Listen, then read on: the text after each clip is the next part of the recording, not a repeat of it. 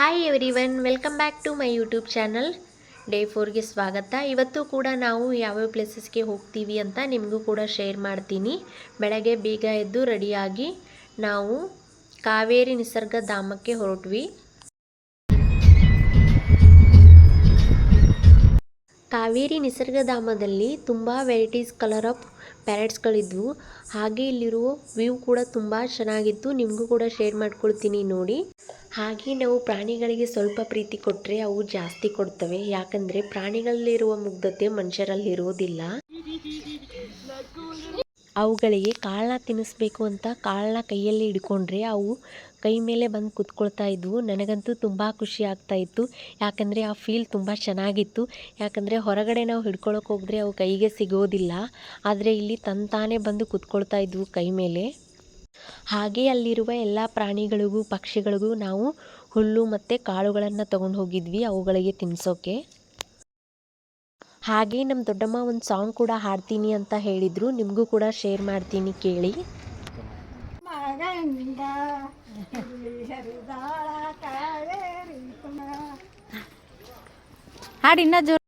ಅವರು ಸಾಂಗ್ನ ಹಾಡೋಕ್ಕೆ ಸ್ಟಾರ್ಟ್ ಮಾಡಿ 2 ಲೈನ್ಸ್ಗೆ ಎಮೋಷ್ನಲ್ ಕೂಡ ಆದರು. ಯಾಕೆ ಅಂತ ಕೇಳಿದರೆ ಇಲ್ಲಿರೋ ಎಲ್ಲ ಪ್ಲೇಸಸ್ನ ನೋಡಿ ಖುಷಿಯಾಗಿ ಎಮೋಷ್ನಲ್ ಆದ್ರಂತೆ. ಅವರು ಮನೆಯಿಂದ ಆಚೆ ಎಲ್ಲಿಗೂ ಹೋಗೋದೇ ಇಲ್ಲ. ಮನೆ ಆಯಿತು ಕೆಲಸ ಆಯಿತು ಅಂದ್ಕೊಂಡಿರ್ತಾರೆ. ಎಲ್ರಿಗೂ ಒಂದು ಮಾತನ್ನ ಹೇಳೋಕೆ ಇಷ್ಟಪಡ್ತೀನಿ. ನಾವೆಷ್ಟೇ ಬ್ಯುಸಿ ಶೆಡ್ಯೂಲ್ನಲ್ಲಿದ್ದರೂ, ವರ್ಕ್ ಪ್ರೆಷರ್ನಲ್ಲಿದ್ದರೂ ಫಸ್ಟ್ ಪ್ರಯಾರಿಟಿ ಫ್ಯಾಮ್ಲಿಗೆ ಕೊಡೋಣ. ಯಾಕೆಂದರೆ ಅವ್ರು ನಮಗೋಸ್ಕರ ಏನೆಲ್ಲ ಮಾಡಿರ್ತಾರೆ, ನಾವು ಅವ್ರಿಗೋಸ್ಕರ ಅವ್ರ ಸಣ್ಣ ಪುಟ್ಟ ಆಸೆಗಳನ್ನು ಕೇಳಿ ಫುಲ್ಫಿಲ್ ಮಾಡೋಕ್ಕಾಗಲ್ವಾ? ನಾವು ಏನೇ ಮಾಡಿದರೂ ಎಷ್ಟೇ ಮಾಡಿದರೂ ನಮ್ಮ ಹೆತ್ತೋರ ಋಣನ ನಾವು ಯಾವತ್ತೂ ತೀರ್ಸೋಕ್ಕಾಗಲ್ಲ. ಎಟ್ಲೀಸ್ಟ್ ಅವ್ರ ಸಣ್ಣ ಪುಟ್ಟ ಆಸೆ ಕನಸುಗಳು ಏನಿದೆ ಅಂತ ತಿಳ್ಕೊಂಡು ಅದನ್ನ ಫುಲ್ಫಿಲ್ ಮಾಡೋಣ. ಅವ್ರ ಮುಖದಲ್ಲಿ ನಗುನ ತರಿಸೋಣ. ಅವ್ರ ಮೂಡನ್ನ ಚೇಂಜ್ ಮಾಡಿ ದುಬಾರೆ ಎಲಿಫೆಂಟ್ ಕ್ಯಾಂಪ್ಗೆ ಹೊರಟ್ವಿ.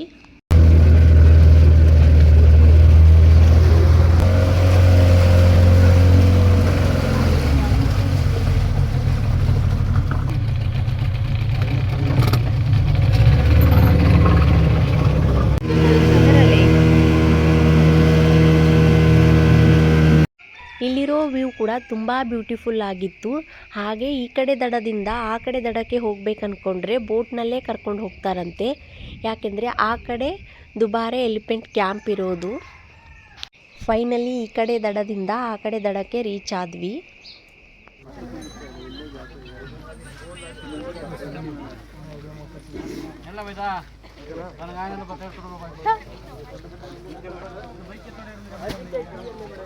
ಓ ನಮಸ್ಕಾರ.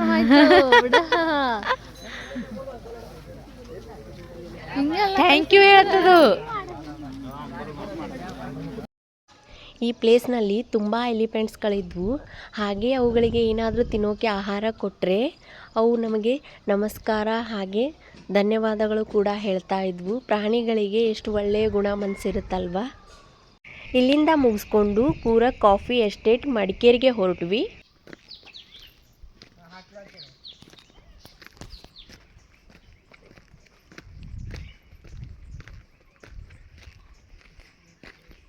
ಹೂವ ನೋಡಿ ಎಷ್ಟಾಗ್ಯಾವ.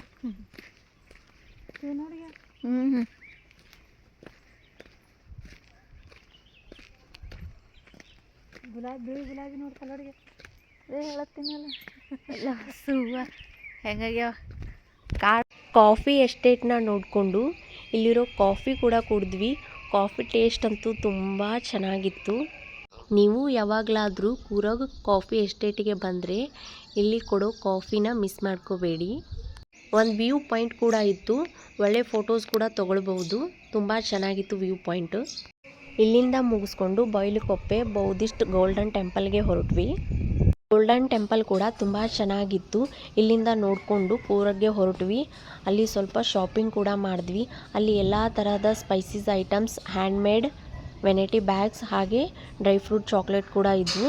ನಾವು handmade vanity bag, dry fruit chocolate and spices ಐಟಮ್ನ ಪರ್ಚೇಸ್ ಮಾಡಿದ್ವಿ. ಆ ವಿಡಿಯೋನ ನಾವು ಮಾಡ್ಕೊಂಡಿರಲಿಲ್ಲ, ಅದಕ್ಕೆ ಆ ಕ್ಲಿಪ್ನ ಆ್ಯಡ್ ಮಾಡಿಲ್ಲ.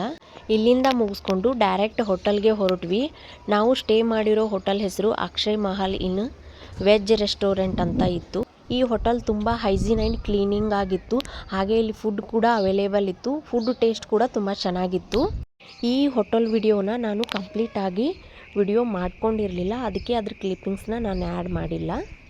ಹೋಟೆಲ್ ಒಳಗಡೆ ಹೋಗಿ ಫ್ರೆಶಪ್ ಆಗಿ ಲಗೇಜ್ನ ಪ್ಯಾಕ್ ಮಾಡಿಕೊಂಡು ಚೆಕ್ಔಟ್ ಆಗಿ ಅಲ್ಲಿಂದ ಮೈಸೂರು ಸಿಲ್ಕ್ ಸ್ಯಾರೀಸ್ನ ಪರ್ಚೇಸ್ ಮಾಡೋಕ್ಕೆ ಹೊರಟ್ವಿ. ಇಲ್ಲಿ ತುಂಬ ಸ್ಯಾರೀಸ್ ಕಲೆಕ್ಷನ್ಗಳಿದ್ವು. ಹಾಗೆ ವೆರೈಟಿ ಕಲರ್ಸ್ ಆ್ಯಂಡ್ ಪ್ಯಾಟ್ರನ್ಸ್ ಕೂಡ ಇದ್ವು. ಪ್ಯೂರ್ ಹ್ಯಾಂಡ್ ಮೇಡ್ ಸಿಲ್ಕ್ ಸ್ಯಾರೀಸ್ಗಳಂತೆ. ಇಲ್ಲಿ ಯಾವ್ದು ತೊಗೊಳ್ಳಿ ಯಾವ್ದು ಬಿಡಲಿ ಅನ್ನೋ ಥರ ಸ್ಯಾರೀಸ್ ಕಲೆಕ್ಷನ್ಗಳಿದ್ವು.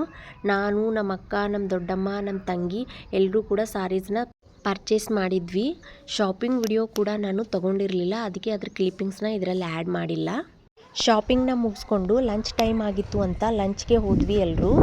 ಅಲ್ಲಿಂದ ಲಂಚ್ ಮುಗಿಸ್ಕೊಂಡು ಬ್ಯಾಗು ಹಿಡಿ ಮನೆಗೂ ನಡಿ ಅಂತ ಸೀದಾ ನಮ್ಮ ಪಯಣ ನಮ್ಮ ಊರಿನ ಕಡೆಗೆ. ಇದಾಗಿತ್ತು ಕಂಪ್ಲೀಟ್ ಮೈಸೂರು ವ್ಲಾಗ್. ಈ ವಿಡಿಯೋ ನಿಮ್ಗೆ ಇಷ್ಟ ಆಗಿದ್ದರೆ ಲೈಕ್ ಮಾಡಿ, ಶೇರ್ ಮಾಡಿ, ಕಮೆಂಟ್ ಮಾಡಿ. ಹಾಗೆ ನನ್ನ ಚಾನಲ್ನ ಸಬ್ಸ್ಕ್ರೈಬ್ ಮಾಡ್ಕೊಳ್ಳೋದನ್ನ ಮರಿಬೇಡಿ. ಮತ್ತೆ ಸಿಗೋಣ ಒಂದು ಇಂಟ್ರೆಸ್ಟಿಂಗ್ ಕಂಟೆಂಟ್ ಜೊತೆಗೆ. ಅಲ್ಲಿವರೆಗೂ ಥ್ಯಾಂಕ್ಸ್ ಟು ಆಲ್.